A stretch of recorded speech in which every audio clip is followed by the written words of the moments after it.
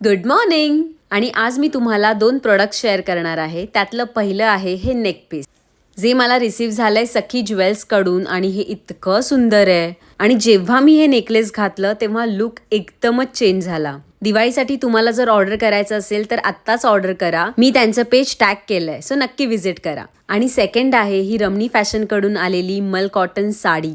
इतकी लाईटवेट, इतकी सॉफ्ट आहे, तुम्ही तिला हवी तशी स्टाईल करू शकता. त्यांच्याकडे व्हरायटी ऑफ ऑप्शन्स आहेत. तुम्हाला जर हवं असेल तर मी त्यांचंही पेज टॅग केलंय, त्यांनाही नक्की विजिट करा.